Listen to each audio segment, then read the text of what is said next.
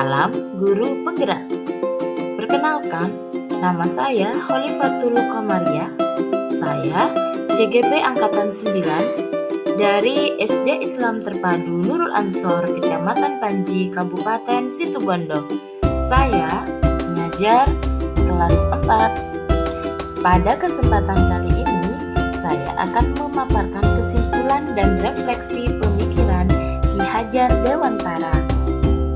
Saya akan memaparkan jawaban dari 3 pertanyaan berikut. Yang pertama, apa yang Anda percaya tentang murid dan pembelajaran di kelas sebelum Anda mempelajari modul 1.1? Yang kedua, apa yang berubah dari pemikiran atau perilaku Anda setelah mempelajari modul ini?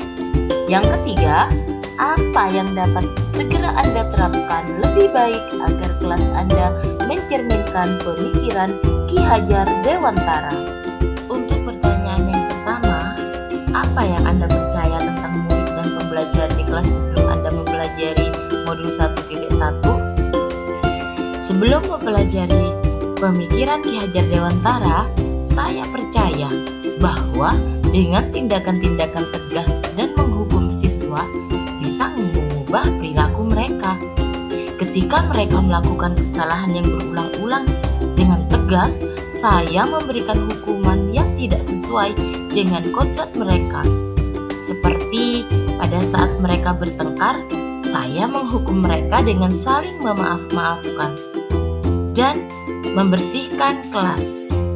Kemudian, pada saat mereka tidak mengerjakan tugas, saya memberikan tugas yang lebih banyak lagi. Padahal, setelah saya pikir sekarang, tugas sedikit saja mereka tidak selesaikan, apalagi ditambah dengan tugas lainnya yang lebih banyak lagi. Mereka saya anggap bisa berubah dan sikap ketaatan kepada saya. Namun, perubahan yang terjadi cuma didasari oleh rasa takut dan bersifat sementara, bukan atas kesadaran pribadinya. Pertanyaan yang kedua, apa yang berubah dari pemikiran atau perilaku Anda setelah mempelajari modul ini? Setelah saya mempelajari pemikiran-pemikiran Ki Hajar Dewantara di modul ini, pemikiran saya berubah menjadi harus memberikan tuntunan kepada anak didik dengan lebih sabar dan ikhlas, karena mereka adalah pribadi yang unik dan berbeda-beda. Dalam konsep membina, saya akan mengingat 3 hal, yakni Ingarsa Sang Tulodo, Imadya Mangunkarsa, dan Tutwuri Handayani. Di depan menjadi contoh, di tengah memberikan semangat, dan di belakang memberikan dorongan. Selain itu, saya juga tidak perlu memberikan hukuman yang bersifat tidak mendidik. Namun, yang harusnya saya lakukan adalah memberikan teladan anak agar mereka bisa melihat dan mencontoh untuk bekal mereka kelak. Memberikan pembelajaran yang menyenangkan bagi mereka dengan mencoba berbagai macam model pembelajaran lebih merdeka dengan konsep pembelajaran yang dicontohkan oleh Ki Hajar Dewantara. Untuk pertanyaan yang ketiga, apa yang dapat segera Anda terapkan lebih baik agar kelas Anda mencerminkan pemikiran Ki Hajar Dewantara? Yang segera bisa saya terapkan dari pemikiran-pemikiran Ki Hajar Dewantara adalah saya tidak akan memberikan lagi hukuman-hukuman kepada siswa. Saya juga akan lebih sabar dalam membimbing, menggali lebih dalam karakter dan latar belakang anak-anak saya di sekolah, keluarga atau lingkungan, dengan menjalin komunikasi dengan orang tua. Saya tidak akan segan-segan untuk menghubungi orang tua jika ada siswa saya yang mengalami kesulitan dalam belajar atau dalam bersosialisasi di kelas.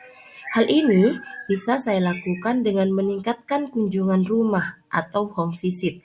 Bisa juga dengan saya menelpon. lebih dalam lagi menggali diri untuk mengenali profil pelajar Pancasila setiap siswa saya yang ada di kelas, sehingga dapat memetakkan tindakan dan memberikan semangat untuk mengembangkan kodrat alam yang mereka miliki di masa kodrat zaman yang akan dilalui. Memberikan pembelajaran yang menyenangkan bagi siswa juga akan saya lakukan.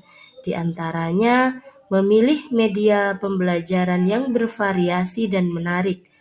Saya juga akan memberikan gambar, video, ataupun audio pembelajaran yang berbasis permasalahan. Selain belajar di dalam kelas, saya juga akan sering mengajak mereka keluar kelas ke alam terbuka agar mereka lebih senang dalam proses pembelajaran.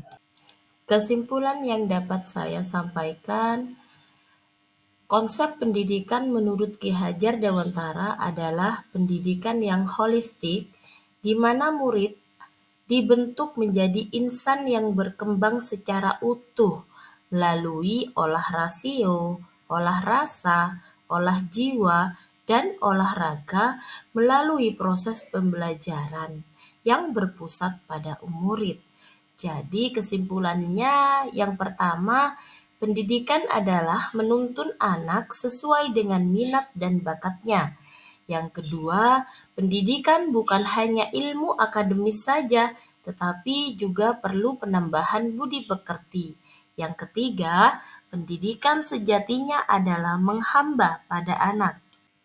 Demikian simpulan dan refleksi saya tentang pemikiran Ki Hajar Dewantara. Terima kasih dan mohon maaf apabila ada kesalahan. Saya Khalifatul Qomaria, CGP Angkatan 9. Salam bahagia.